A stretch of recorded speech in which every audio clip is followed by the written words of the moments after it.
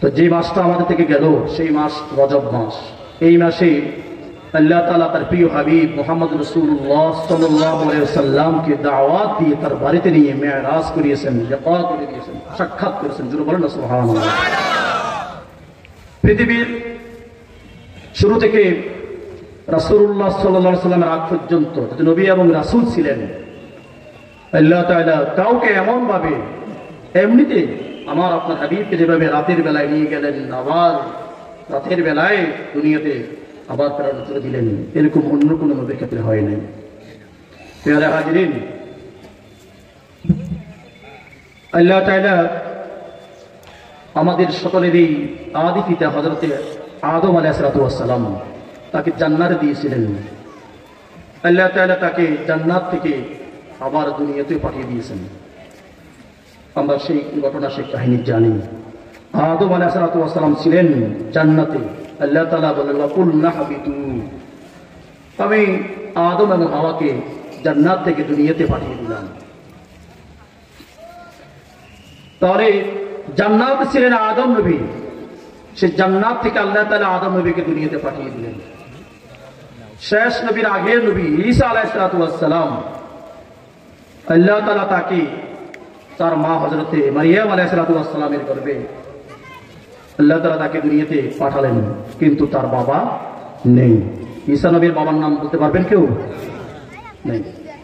আল্লাহ তাআলা তাকে দিয়ে যখন দ্বীনের কাজ, দাঈ ইলাল্লাহ, তিনি যখন আল্লাহ তাআলার তাওহীদের এবং রিসালাতের কাজ, দাওয়াতি কাজ শুরু করে দিলেন, তার দলের লোকেরাই, তার কওমের লোকেরাই তাকে তার বিরুদ্ধে সারা শুরু করা লাগছিল। যেই হোক, এক পর্যায়ে এমন হলো তাকে দাওয়া করতে লাগলো তাকে মারার জন্য। শেষমেশ এমন ঘটনা ঘটে গেল, এমন অবস্থা হয়ে গেল তাকে আজকে শেষ করে দিবেন। সবাই মিলে তাকে দাওয়া করলেন। ঈসা আলাইহিস সালাম দৌড় দিলেন, দৌড় দিয়ে একটা ঘরের ভিতরে ঢুকলেন। অতঃপর সেই ঘরের চাঁদ, আকাশ মানে চাঁদটা খুলে গেল। আল্লাহ তাআলা তাকে সেই ওই ঘরের ছাদটাকে উন্মোচন করে আল্লাহ তাআলা তাকে আকাশে তুললেন। সুবহানাল্লাহ। আল্লাহ তাআলা বলেন ইন্নী মুতাওয়াফফিকা ওয়া রাফিকা ইলাইয়া, আমি তোমাকে আকাশে নিরাপদে আমি তোমাকে নিয়ে এসেছি। সুবহানাল্লাহ বলেন। তাহলে খেয়াল করে বলার উদ্দেশ্য হলো, আদম নবীকে জান্নাত থেকে দুনিয়ায় পাঠালেন, ঈসা নবীকে দুনিয়া থেকে আবার আকাশে তুললেন। একজনকে আকাশ থেকে জমিনে পাঠালেন, আরেকজনকে জমিন থেকে আকাশে তুলে নিলেন। প্রিয় হাজিরিন, বুঝার বিষয় হলো, সর্বশেষ নবী, লাস্ট প্রফেট, আমাদের প্রিয় নবী, আমাদের প্রিয় নবী মুহাম্মদুর রাসূলুল্লাহ সাল্লাল্লাহু আলাইহি ওয়াসাল্লামকে আল্লাহ তাআলা তাকে রাতের মধ্যে, অল্প সময়ের মধ্যে তাকে আকাশে নিয়েও গেলেন, আবার সে রাতেই আবার দুনিয়াতে আবার ফেরত দিলেন। সুবহানাল্লাহ। আল্লাহ তাআলা সেই সুন্দর বর্ণনা কোরআনুল কারীমে সূরা আল ইসরা অথবা বনী ইসরাঈলের মধ্যে সুন্দর করে বলেন, সুবহানাল্লাযী আসরা বিআবদিহি লাইলাম মিনাল মাসজিদিল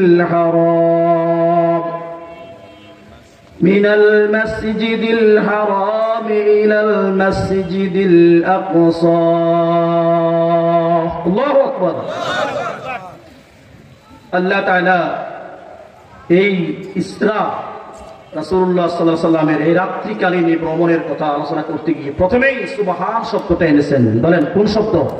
সুবহান।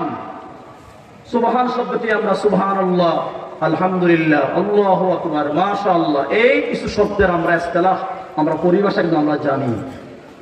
যখন কোনো আশ্চর্যজনক কোনো ঘটনা আমরা শুনি, তখন আমরা সুবহানাল্লাহ বলি। প্রশংসা জাতীয় কোনো শব্দ শুনলে আমরা আলহামদুলিল্লাহ বলি, ঠিক কিনা বলেন? আল্লাহ তাআলা আজমত, বরত্বের কোনো কথা শুনলে আমরা আল্লাহু আকবার বলি। এই জন্য সিঁড়ির দিকে উঠতে, যখন সিঁড়ি বাইবেন, উঠতে আল্লাহু আকবার, নামতে সুবহানাল্লাহ। জোরে বলেন না সুবহানাল্লাহ। আল্লামা তাবাগানি রাহমাতুল্লাহ আলাইহি, তিনি তার তাফসীরের কিতাব আল বুজুহ ওয়ান নাযায়ের কিতাবের মধ্যে এই সুবহান শব্দের ব্যবহার তিনি উল্লেখ করেন। এই সুবহান শব্দটি কোরআনুল কারীমের মধ্যে 7টি অর্থে ব্যবহৃত হয়েছে। জোরে বলেন না সুবহানাল্লাহ। সময় সংক্ষিপ্ত, আমি শুধু নামগুলো বলে যাব। সুবহান শব্দটি as-সালাত অর্থে ব্যবহৃত হয়েছে। সুবহান শব্দটি আল-আযব আত-তাআজ্জুব অর্থে ব্যবহৃত হয়েছে। সুবহান শব্দটি আয-যিকর জিকির অর্থে ব্যবহৃত হয়েছে। সুবহান শব্দটি আত-তাওবা তাওবা অর্থে ব্যবহৃত হয়েছে। সুবহান শব্দটি আল-ইস্তিসনা অর্থে ব্যবহৃত হয়েছে। সুবহান শব্দটি বারাআতুল্লাহ আযজা ওয়া জাল্লা অর্থে ব্যবহৃত হয়েছে। সুবহান শব্দটি আত-তানজিয়া মুনাজ্জাহ অর্থে ব্যবহৃত হয়েছে। জোরে বলেন না সুবহানাল্লাহ। এইখানে কোন অর্থে ব্যবহৃত হয়েছে আমরা সেটা দেখব। প্যারে হাজিরিন, তাফসীরে বাগাবীর মুসান্নিফ মুফাসসির তিনি উল্লেখ করেন আল্লাহ তাআলা এই সূরা ইসরার মধ্যে প্রথম শব্দটা সুবহান শব্দটা ব্যবহৃত করেছেন আত-তাআজ্জুব। অন্য আরেক তাফসীরে এসেছে আল-আজবুন, অর্থাৎ আশ্চর্যজনিত, আশ্চর্য, অতি আশ্চর্য বিষয় তাকে বোঝানোর জন্য আল্লাহ তাআলা এখানে সুবহান শব্দটি ব্যবহার করেছেন। সুবহানাল্লাহ। আবার অন্য জায়গায় কোরআন কারীমে সুবহান শব্দটি আল্লাহ তাআলা তাসবিহ অর্থে ব্যবহৃত হয়েছে, আবার জিকির অর্থে ব্যবহৃত হয়েছে। যেমনি ভাবে ফেরেশতারা বলেছিল নাহনু নুসাব্বিহু বিহামদিক, এখানে সাব্বাহা মুসাব্বিহুটা মুযাক্কির অর্থে ব্যবহৃত হয়েছে, আমরা আপনার অধিক অধিক জিকির করি। শুনে বলেন না সুবহানাল্লাহ। প্যারে হাজিরিন, তাফসীর ইবনে কাসির সহ অসংখ্য মুফাসসির ইকরাম সব শেষে এই কথাটাই দৃঢ়ভাবে বলে দিয়েছেন। আল্লাহ তাআলা আল্লাহর হাবিবের প্রিয় হাবিবের মেরাজের ঘটনাকে বর্ণনা করতে গিয়ে শুরুতে তিনি আশ্চর্যবোধক শব্দ দিয়ে তিনি শুরু করে দিয়েছেন, অর্থাৎ সামনের যে বিষয়টা আলোচনা হবে সেই বিষয় সম্পর্কে তোমরা মন্তব্য করতে হিসাব নিকাশ করে মন্তব্য করবে। আপনাদের পাশেই রেল লাইনের যখন লাইন পার হতে হয় কোনো আরেকটা ইয়ে থাকে, সিম্বল থাকে, দেখুন, শুনুন, বুঝুন, তারপরে পার হন, এরকম একটা লেখা থাকে কিনা?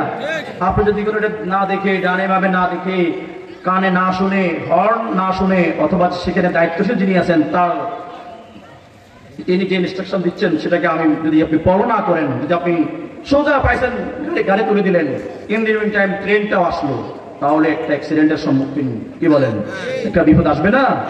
এই জন্য রেল লাইন পার হতে হলে দেখুন, শুনুন, পার হন, ডানে বামে দেখুন, তারপরে সিদ্ধান্ত নিন পার হবেন কিনা, নাকি এখানে অবস্থান করবেন। কোরআনুল কারীমের মধ্যে বিভিন্ন জায়গায় আল্লাহ তাআলা কিছু এরকম শব্দ ইউজ করেছেন, বান্দা তুমি তোমার মুখের লাগাম সব জায়গায় সমানতায় ব্যবহার করিও না। এই বিষয়ে কথা বলতে একটু হিসাব নিকাশ করে বলো, সামনে যে আলোচনাটা আসতেছে অত্যন্ত গুরুত্বপূর্ণ। বলেন না সুবহানাল্লাহ। সময় সংক্ষিপ্তের জন্য আমি দ্রুত যাচ্ছি। আল্লাহ তাআলা পরবর্তীতে বলে সুবহানাল্লাযী আসরা,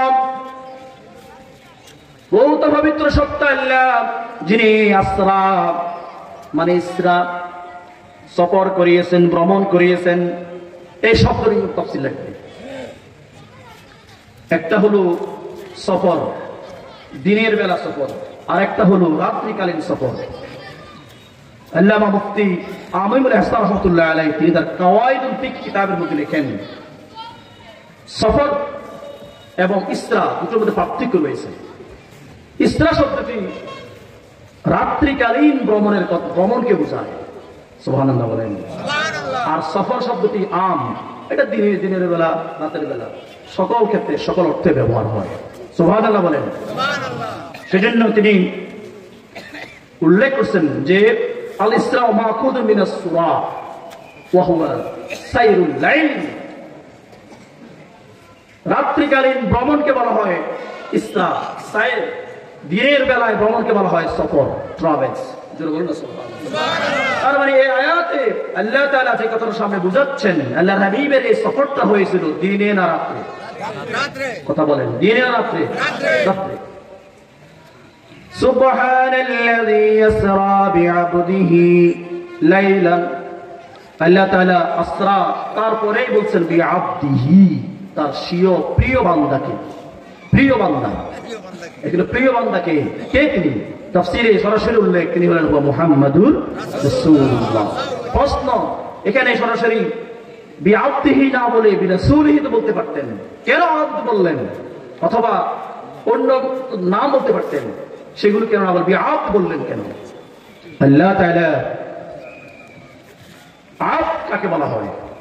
এটা ওই সমস্ত নাস্তিকদের, যারা কমিউনিস্ট, যারা আল্লাহর হাবিবের মেরাজকে অস্বীকার করে, তাদের গালের মধ্যে একটা সফেদ আঘাত দিয়ে দিয়েছেন। সুবহানাল্লাহ বলেন। তারা বলেন মুহাম্মদুর রাসূলুল্লাহ যে মেরাজ করেছে এটা মিথ্যা। আরেক দল বলে রাসূলুল্লাহর এক রাতের মধ্যে মেরাজ করে আবার এসেছেন, এটা কাল্পনিক। আরেক দল বলেন হ্যাঁ যদিও করে থাকে তবে এটা সশরীরে নয়, স্বপ্নে। যোগ ধরে বলেন না নাউযুবিল্লাহ।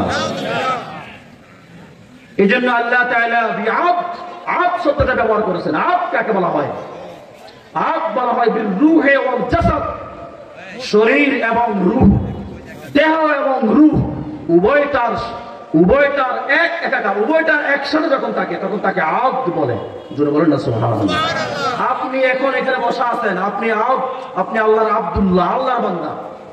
যখন আপনার এই দেহ থেকে রূহটা বেরিয়ে যাবে, এখন রূহ আপনার শরীরে নাই, আপনার বডিতে রূহ নাই, বাকি সব আছে, দু হাত, দু কান, দু পা, দুটি চোখ, পুরা শরীরের সব স্ট্রাকচার ঠিক আছে। এখন আপনাকে উত্তর দক্ষিণ করে শোয়াই ফেলবে। এখন আপনাকে বলবে লাশ, মাইয়াত। কি বলবে? মাইয়াত বলবে। পেয়ারে হাজিরিন, তাহলে রূহ সারা বডির ভিতরে যা আগেও ছিল এখনো তা আছে, নাম পরিবর্তন হয়ে গেল মাইয়াত। আবার বডি নেই। আপনার বয়স 50, যার বয়স এখন 50, সাপোজ উদাহরণস্বরূপ যদি তাকে প্রশ্ন করা হয় 55 বছর আগে আপনার বয়স, আপনার নাম কি ছিল বলেন? বলতে পারবেন?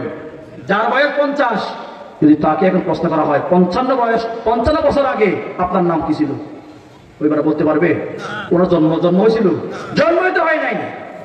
তার মানে 55 বছর আগে তার কি ছিল না? বডি। বলেন না, বডি। কিন্তু কি ছিল? রূহ ছিল। রূহটাই বডিতে ছিল না, রূহটা আলমে আর ছিল। সুবহানাল্লাহ। সৃষ্টির দিক থেকে আল্লাহ তাআলা প্রথম সৃষ্টি করেছেন রূহকে। কোনটাকে বলেন? কোনটাকে? রূহকে। আর বডি সৃষ্টি করেছেন মা বাবার একটা সিস্টেমের মাধ্যমে। আল্লাহ তাআলা দুনিয়ার মুখ দেখাবেন মা বাবার মিলনের মাধ্যমে। আল্লাহ তাআলা সেটাকে দিয়ে তাদের মাধ্যমেই বডি সৃষ্টি করেছেন। অথবা সেই বডির মধ্যে ওই আগের সৃষ্টি করা সেই রূহটাকে এখানে এসে ফিট করে, অর্থাৎ মোবাইল বানানো হয়েছে পরে, সিম কার্ডটা আগে ওই মোবাইলের ভিতরে সিম কার্ড ঢুকিয়ে দিয়েছেন, চার্জ দিয়ে দিয়েছেন, এখন হ্যালো সব ওকে, কথা বলা যায়। জোরে বলেন না সুবহানাল্লাহ। তাহলে বডির আগে যে সিম কার্ড ছিল রূহ, ওই রূহকে কি আমরা আব্দ, বান্দা, অথবা সেই রূহটাকে কি আমরা পুরো বডি বলতে পারবো? না। তার মানে আব্দ কাকে বলা হয়? বিআবদিহি। আব্দ বলা হয় বিরূহে ওয়াল জাসাদ, বডি এবং রূহ, দেহ এবং রূহ, আত্মা দুটোর সমন্বয়ে। জোরে বলেন সুবহানাল্লাহ। কি আমার কথা বুঝেন? কি আপনাদের কষ্ট হয়নি কোনো? আবার পেয়ারে হাজিরিন, সেজন্য আল্লাহ তাআলার হিকমত কেউ বুঝতে পারে না। ফিউল হাকিম লা ইয়াখলু আনিল হিকমা, হাকিমের কৌশল হিকমত কোন মানুষ বুঝতে পারে না। এটা হিকমত থেকে শূন্য কিংবা খালি নয়। জোরে বলেন না সুবহানাল্লাহ। পেয়ারে হাজিরিন, তারপরে আল্লাহ তাআলা বলেন ইয়াবদিহি লাইলান, আসনার পরে আবার লাইল বলে দিয়েছেন, একবারে ব্যাখ্যা করে দিয়েছেন যে সফরটা হয়েছিল রাত্রে। জোরে বলেন না, কখন? রাত্রে। লাইল শব্দের শেষ অক্ষরে লামের উপরে তানবিন, 2 জবর দেওয়া আছে। ওলামায়ে কেরাম তারা বুঝবেন, তালেবে ইলমরা বুঝবেন, আওয়ামুন নাস না বুঝলে শুনেন। এখানে তানবিনের অনেকগুলো ব্যবহার। এখানে আত-তানবির লিত-তানকির, আত-তানবির লিত-তানকির, না কেন অর্থ দেওয়ার জন্য এখানে আল্লাহ তাআলা এখানে তানবিন দিয়েছেন। অর্থাৎ গোটা রাত লাগে নাই, অল্প সময়, কালিল অল্প, পুরা রাত লাগে নাই মেরাজটা হইতে, একেবারেই স্বল্প সময় লেগেছে। জোরে বলেন না সুবহান। আল্লাহ তাআলা কুরআনুল কারীমে বলে দিচ্ছেন সুবহানাল্লাযী আসরা বিআবদিহি লাইলাম মিনাল মাসজিদিল হারাম ইলাল মাসজিদিল আকসা। 5 মিনিটের মধ্যে আমরা এখন বাইতুল্লাহ শরীফ থেকে যাব বাইতুল মুকাদ্দাস, সেখান থেকে যাব 7 আসমান, সেখান থেকে আবার ফিরে আসবো বাইতুল্লাহ শরীফে। কি বলেন ইনশাআল্লাহ? কি বলেন? রাজি আছেন তো? সংক্ষেপে শেষ করে দিচ্ছি। আল্লাহর হাবিব সাল্লাল্লাহু আলাইহি সাল্লাম সহিহ আল বুখারীতে এসেছে, সহিহ আল মুসলিমে এসেছে, তিনি উম্মে হানির ঘরে শোয়া ছিলেন। যেই হোক, সেখান থেকে আল্লাহর হাবিব সাল্লাল্লাহু আলাইহি ওয়াসাল্লামের দরবারে নবুয়তে জিবরাইল আলাইহিস সালাম হাজির হয়ে গেলেন। আল্লাহর হাবিব সাল্লাল্লাহু আলাইহি ওয়াসাল্লাম দরবারে এসে জিবরাইল আলাইহিস সালাম নবীজিকে উঠালেন, জাগালেন রাতের বেলায়, যাই হোক উযু করালেন। সর্বশেষ আল্লাহর হাবিব সাল্লাল্লাহু আলাইহি ওয়াসাল্লামের শাক্কে সদর বক্ষ বিদীর্ণ করলেন। জোরে কর না সুবহানাল্লাহ। ওপেন হার্ট সার্জারি, অর্থাৎ এখন তো বর্তমানে হার্ট কি বলে, ওপেন হার্ট সার্জারি হয় না, একবার পুরো বুক ছিঁড়ে ফেলে সর্বপ্রথম এই পৃথিবীতে গোটা বক্ষ বিদীর্ণ করে দিয়েছিলেন যিনি, যাকে তিনি হলেন আমার আপনার প্রিয় নবী মুহাম্মাদুর রাসূলুল্লাহ। এই বিষয়ে লম্বা আলোচনা। জিবরাইল আলাইহিস সালাম তিনি জান্নাত থেকে বিতাসলিমিন চাহাবেন, তিনি জান্নাত থেকে স্বর্ণরূপার পেয়ালা আনলেন। রাসূলুল্লাহ সাল্লাল্লাহু আলাইহি সাল্লামের সেই কলব মুবারকটাকে সে সুন্দর জান্নাতের সেই স্বর্ণরূপার পেয়ালার মধ্যে রাখলেন। জোরে কর না সুবহানাল্লাহ। ঈমান, হিকমত, নূর যা যা দেওয়া দরকার সব দিয়ে দিলেন। কেন? বর্তমান মেডিকেল আজকে এটা প্রমাণ করেছে, যদি কোনো মানুষ ফরেনার বিদেশ যেতে হয় তাহলে তার বিদেশ যাওয়ার আগে বডি চেকআপ লাগে, মেডিকেল চেকআপ করতে হয়, ঠিক কিনা? বডি ফিট না আনফিট, যদি বডি ফিট হয় তাহলে তার জন্য বিষয়টা ওকে, অনুমোদন। যদি বডি আনফিট হয় তাকে পাসপোর্ট অর্থাৎ বিমানবন্দর অতিক্রমের কোনো অনুমোদন দেয় না। প্যারে হাজিরিন, আল্লাহর হাবিব সাল্লাল্লাহু আলাইহি ওয়াসাল্লাম তার যখন বক্ষ বিদীর্ণ করা হলো, পৃথিবীর মানুষকে যখন অপারেশন করা হয়, অ্যানেস্থেসিয়া দেওয়া হয়, তাকে অবশ করা হয়, তাকে স্বাভাবিক থেকে অস্বাভাবিক করা হয় যাতে করে সে অপারেশনের সময় কষ্ট না পায়। কিন্তু আমার আপনার হাবিবের কল্প যখন রাখলেন, আল্লাহর হাবিব বলেন তিনি স্বাভাবিকভাবে তিনি সেটার দিকে তাকিয়ে আছেন। জোরে কর না সুবহানাল্লাহ। আর জিবরাইল আলাইহিস সালাম বলেন আমি এই একটি আশ্চর্য একটা বিষয় দেখলাম, মানুষের চোখ থাকে এখানে দুইটা, আর আল্লাহর হাবিবের যখন কলবটাকে আমি বের করলাম, আল্লামা কাজী আয়াজ রাহমাতুল্লাহ আলাইহি কিতাবুশ শিফার মধ্যে উল্লেখ করেন, জিবরাইল আলাইহিস সালাম বর্ণনা করেন যে ইন্না জিবরাইল ক্বালা কালবুন ওয়াকিউন আই শাদীদুন ফীহি আইনান তুবসিরান ওয়া আযনানি তুসমিআন। রাসূলুল্লাহর কলবের মধ্যে আমি দুটো চোখ দেখতে পাইলাম, বাতিনি চোখ, যে চোখ দিয়ে দেখা যায়। জোরে বল না সুবহানাল্লাহ। রাসূলুল্লাহর এই কলবের মধ্যে দুটো কান দেখতে পাইলাম, যে কান দিয়ে শোনা যায়। জোরে বলেন না সুবহানাল্লাহ। সেজন্য সকল নবীরা যখন ঘুমায় তাদের এই চর্মচক্ষু ঘুমায়, এই চোখ ঘুমায়, কিন্তু তাদের কলবের এই চোখ ঘুমায় না। জোরে কর না সুবহানাল্লাহ। সেজন্য বলা হয় তানামু আইনাহু ওয়ালা তানামু ওয়ালা ইয়ানামু কলবুহু, তার চোখ ঘুমায় আর তাদের অন্তর কি হয় না, ঘুমায় না। জোরে বলেন না। প্যারে হাজিরিন, আল্লাহর হাবিব সাল্লাল্লাহু আলাইহি ওয়াসাল্লামের ইসরা শুরু হয়ে গেল মিনাল মসজিদুল হারাম ইলাল মসজিদুল আকসা, বাইতুল্লাহ শরীফ থেকে বাইতুল মুকাদ্দাস, এটাকে বলা হয় ইসরা। এটা মেরাজ নয়, এটা রাত্রিকালীন ভ্রমণ। এখানে অনেক ঘটনা ঘটে গিয়েছে। যখন বাইতুল মুকাদ্দাসে গেলেন, সহিহ মুসলিম সহ অসংখ্য হাদিসের কিতাবে এসেছে, আল্লাহর হাবিব সাল্লাল্লাহু আলাইহি ওয়াসাল্লাম সেখানে গেলেন, মুসা আলাইহিস সালামকে দেখলেন, রাজুলুন জাউদুন, অর্থাৎ মধ্যম আকারের একজন ব্যক্তি, বনু সানুয়া গোত্রের মতন তাকে দেখতে।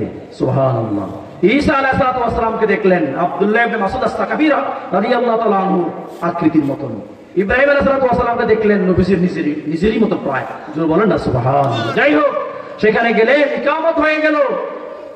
ইমামতি করবেন কে? জিবরাইল বলেন ইমামতি আজকে আপনাকেই করতে হবে। রাসূলুল্লাহ ইমামতি করলেন, পিছনের সকল আম্বিয়া আলাইহিস সালাম মুসল্লি সেজে আমার রাসূলের পিছনে নামাজ আদায় করলেন। জোরে বলেন না সুবহানাল্লাহ। এই জন্য নবীজিকে বলা হয় ইমামুল মুরসালিন। বলেন ইমামুল মুরসালদের অর্থাৎ সকল নবী এবং রাসূলদের ইমাম বানিয়ে দিয়েছেন আল্লাহ আজকে এই মেরাজের রজনীতে। জোরে বলেন না সুবহানাল্লাহ। প্রিয় হাজিরিন, একটু পরে শুরু হয়ে গেল মেরাজ। সুম্মা উরিজা মিন বাইতুল মুকাদ্দাস ইলা সামাঈদ দুনিয়া, প্রথম আসমানের দিকে শুরু হয়ে গেলেন, উত্তাকাশ শুরু হয়ে গেল, ভ্রমণ শুরু হয়ে গেল। আল্লাহ তাআলা তার পেয়ারা হাবিব সাল্লাল্লাহু আলাইহি ওয়াসাল্লামের মেরাজটাকে সুন্দরভাবে হাদিস শরীফে আল্লাহর হাবিব বর্ণনা করে দিয়েছেন। প্রথম আসমান, দ্বিতীয় আসমান, প্রত্যেকটা আসমানে আল্লাহ তাআলা এক একজন নবীকে তিনি সেট করে দিয়েছেন। প্রথম আকাশে হযরতে আবুল বাশার আদম আলাইহিস সালাম দ্বিতীয় আসমানে হযরত ঈসা আলাইহিস সালাম, ইয়াহইয়া ও ঈসা আলাইহিস সালাম, তৃতীয় আসমানে হযরত ইউসুফ আলাইহিস সালাম, চতুর্থ আকাশে হযরত ইদ্রিস আলাইহিস সালাম, পঞ্চম আকাশে হযরত হারুন আলাইহিস সালাম, ষষ্ঠ আকাশে হযরত মূসা আলাইহিস সালাম, সপ্তম আকাশে হযরত ইব্রাহিম আলাইহিস সালাম। জোরে বলুন না সুবহানাল্লাহ। প্রিয় হাজিরিন, প্রত্যেকটা আকাশে যখন উঠলেন প্রত্যেক নবীরা আমার আপনার রাসূল সাল্লাল্লাহু আলাইহি ওয়াসাল্লামকে মারহাবান বিল আকিস সালেহ, মারহাবান বিল ইবনিস সালেহ বলে তারা স্বাগতম জানিয়েছে। সুবহানাল্লাহ। প্রিয় হাজিরিন, আল্লাহর হাবিব সাল্লাল্লাহু আলাইহি ওয়াসাল্লামের মেরাজ সংগঠিত হয়ে গেল। অনেক কথা আপনারা সব জানেন। আল্লাহ তাআলার পক্ষ থেকে 50 ওয়াক্ত সালাত গেলেন, আবার ফিরে আসলেন ষষ্ঠ আকাশে ইব্রাহিম হযরত মূসা আলাইহিস সালামের পরামর্শে আবার গেলেন, আবার আসলেন। মূসা আলাইহিস সালাম বললেন, না এটা পারবেন, আপনার উম্মতরা একেবারেই দুর্বল, পারবেন, আপনি আবার যান কমিয়ে আনেন। যাই হোক, এভাবে 9 বার গিয়ে 5 নং 45 ওয়াক্ত কমিয়ে আনলেন আমাদের জন্য। আল্লাহর হাবিব সাল্লাল্লাহু আলাইহি ওয়াসাল্লাম 5 ওয়াক্ত সালাত আমাদের জন্য হাদিয়া হিসেবে নিয়ে এসেছেন, বলি আলহামদুলিল্লাহ। রাসূলুল্লাহ সাল্লাল্লাহু আলাইহি ওয়াসাল্লাম চলে আসলেন। চলে আসার পরে পরদিন সকালবেলা বর্ণনা দিচ্ছেন, মেরাজের বর্ণনা। আবু জেহেল বাড়ি তার রাসূলুল্লাহ সাল্লাল্লাহু আলাইহি ওয়াসাল্লামের দ্বীনের কথা, কোরআনের কথা, ইসলামের কথা শুনলে তার গাত্রতা শুরু হয়ে যায়। প্রিয় হাজিরিন, ওই দিন আবু জেহেলও রাসূলুল্লাহ সাল্লাল্লাহু আলাইহি ওয়াসাল্লামকে ধরাশায়ী অবস্থায় পথের মধ্যে দেখা হয়ে গেল। আবু বকর সিদ্দিক রাদিয়াল্লাহু তাআলা আনহু বলল, এই অবস্থা তোমার নবী, তোমার দোস্ত মুহাম্মদ তো পাগল হয়ে গেল। সেটা এখন বলতেছে কি উল্টা পাল্টা, রাতের বেলায় গেল আল্লাহর বাড়িতে, আবার নামাজ দিয়ে আসলো, আবার রাতের বেলা চলে আসলো, এটা কেমন কথা? বায়তুল্লাহ থেকে বাইতুল মুকাদ্দাস 6 মাসের রাস্তা, এটা কি তোমাদের মুহাম্মদ দোস্ত পাগল হয়ে গেছে? আল্লাহ তাআলা বলেন, ওয়া মা সাহিবুকুম বিমাজনুন, তোমাদের দোস্ত, তোমাদের সাথী মুহাম্মদ পাগল নয়। আবু জেহেল বলে পাগল, আল্লাহ বলে পাগল না। বলেন কার কথা সত্য? আল্লাহর কথা সত্য। এরকম পাগল এখনো আছে পৃথিবীতে জমিনের মধ্যে, ঠিক কিনা বলেন? কোরআনের কথা, দ্বীনের কথা, ইসলামের কথা, শরীয়তের কথা শুনলে তাদের গাত্রতা শুরু হয়ে যায়। আযান শুনলে মসজিদে না আসে, ভিন্ন দিকে চলে যায়, ঠিক কিনা বলেন? অতঃপর আবু জেহেল বলল, যদি সত্যি সত্যি মেরাজ করে থাকো তাহলে আমাকে তোমার কিছু প্রশ্ন করা হবে। সহিহ মুসলিমে হাদিস সুন্দরভাবে বর্ণিত হয়ে গেল। রাসূলুল্লাহকে প্রশ্ন করা শুরু করে দিল বাইতুল মুকাদ্দাস সম্পর্কে। আচ্ছা বলেন, রাসূলুল্লাহ গিয়েছিলেন মেরাজে, তাহলে আল্লাহ তাআলা তিনি কি সেখানে বাইতুল্লাহ শরীফের আর বাইতুল মুকাদ্দাসের কয়টা জানালা দরজা আছে এগুলি কি তিনি গড়তে গিয়েছিলেন? না, আল্লাহ তাআলা জিবরাইলের মাধ্যমে তার সামনে বাইতুল মুকাদ্দাসটাকে অটোভাবে হাজির করে দিলেন। সুবহানাল্লাহ। দেখে দেখে রাসূল সাল্লাল্লাহু আলাইহি ওয়াসাল্লাম তাদের প্রত্যেকটা প্রশ্নের জবাব দিয়ে দিলেন। জোরে বলুন না সুবহানাল্লাহ। আল্লাহ তাআলা আমাদের সবাইকে রাসূলুল্লাহর এই মেরাজের হাদিয়া সালাত, 5 ওয়াক্ত সালাতের আমরা হিফাজত করতে পারি, সেগুলো বলি আমিন। ওয়া মা আলাইহিল বালাগ। আসসালামু আলাইকুম ওয়া রাহমাতুল্লাহি ওয়া বারাকাতুহু।